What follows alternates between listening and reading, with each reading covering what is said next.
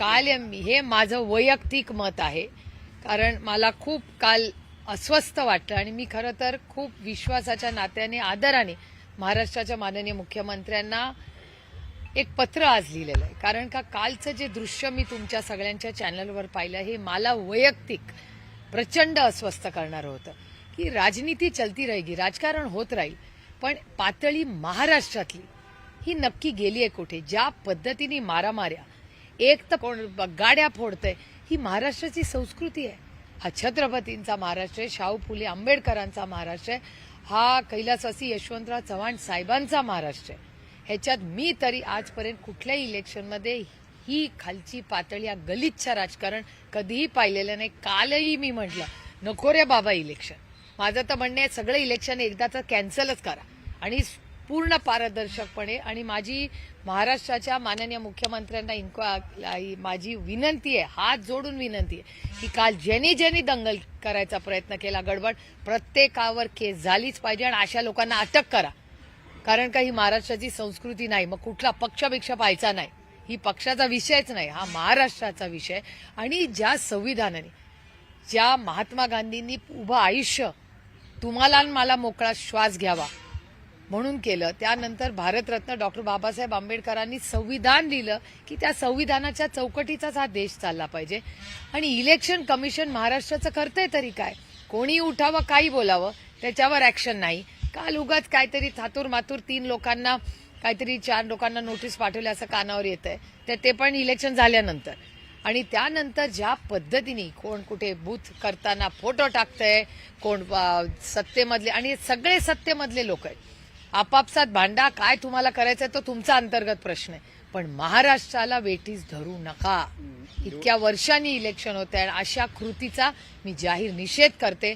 आणि फार अपेक्षेने आणि विश्वासाच्या नात्याने मी पुन्हा बोलते की मला याच्यात राजकारण आणायचं नाही. मी विश्वासाच्या नात्याने आणि प्रचंड अपेक्षेने महाराष्ट्राच्या माननीय मुख्यमंत्र्यांना आज एक पत्र लिहिलं. माहिती अशी मिळते ताई की निवडणूक आयोग सुद्धा म्हटलेला आहे की राजकारण्यांचं काम आरोप करणं आहे, राजकारण्याचं काम टीका करणं आहे, परंतु आमचं काम नियमामध्ये जे बसतं ते काम करणं आहे, असे एक हे मान्य आहे. पण मग ही दंगल, हे गाड्या फोडणे कुठल्या नियमात बसतं? मला नियम कलम सांगा, मी माझं स्टेटमेंट माघार घ्यायला माझी तयारी आहे. महाराष्ट्राची बदनामी सातत्याने यांच्या सगळ्यांच्या सत्तेमधले लोकांच्या कृतीमुळे होते. ताई, नेत्यांकडे बघून कार्यकर्त्यांनी शिकायचं असतं असं म्हणतात का? नेत्यांचा आदर्श कार्यकर्ते घेत असतात, पण अनेक नेतेच मात्र असं वागतात. थेट नाव घ्यायचं झालं तर संतोष बांगरांसारखे एक आमदार आहेत, ते मोबाईल घेऊन आतमध्ये जातात, मोबाईलवरती कुठल्या पक्षाला मतदान करतो ते बघतात आणि थेटपणे सांगतात की मतदान.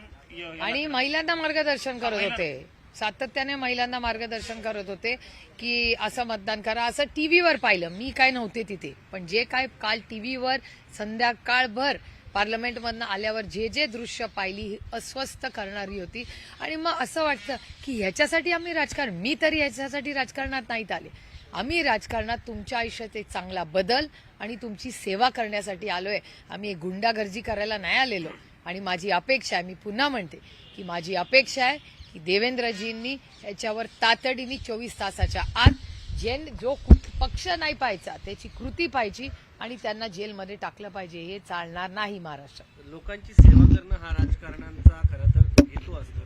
अलीकडं लोकांची सेवा करायच्या ऐवजी सत्ता मिळवणं, त्यातून पैसे खाणं, दडपशाही करणं, असं चित्र निर्माण झालंय का? खरं तर इलेक्टोरल रिफॉर्म्सवर एक चर्चा आहे पुढच्या आठवड्यात आणि मी महाराष्ट्राच्या सगळ्या गोष्टी त्या डिबेटमध्ये मांडणार आहे. कारण का मी काल खरं तर 2 कामांसाठी माननीय अमित शहांची वेळही काल मागितली आहे. मी स्वतः त्यांच्या ऑफिसमध्ये काल वेळ मागायला गेले होते, कारण 2 महत्वाचे प्रश्न आहेत. इथे ज्या आपल्या महाराष्ट्रातल्या मुलाची जी आत्महत्या झाली, तो एक विषय, शौर्य पाटीलची, ती एक.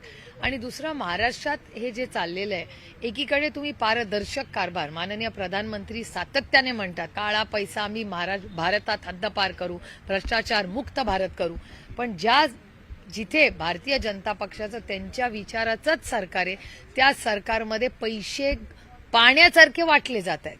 हे पैसे आले कुठे? ह्याच प्रधानमंत्र्यांनी नोटबंदी केली ना. मग नोटबंदी जर माननीय प्रधानमंत्र्यांनी केली तर महाराष्ट्रात नोटा येत आहेत कुठून? 2 महिन्यापूर्वी एक मंत्र्यांच्या घरी एक बॅग दाखवली, तुमच्याच चॅनलनी दाखवली, त्याच्यात एवढे पैसे होते. त्याचं इन्क्वायरीचं काय झालं? तो कॅश आला कुठून? काल निलेश राणेंनी निलेश राणेंनी ते पैसे पकडले, ते पैसे ते केलं. मी काल राणे साहेबांना खूप आभार मानले. म्हटलं राणे साहेब तुमच्या मुलाचं मनापासून कौतुक करते मी. त्यांनी हिंमत दाखवली आणि चोरी पकडून दाखवली.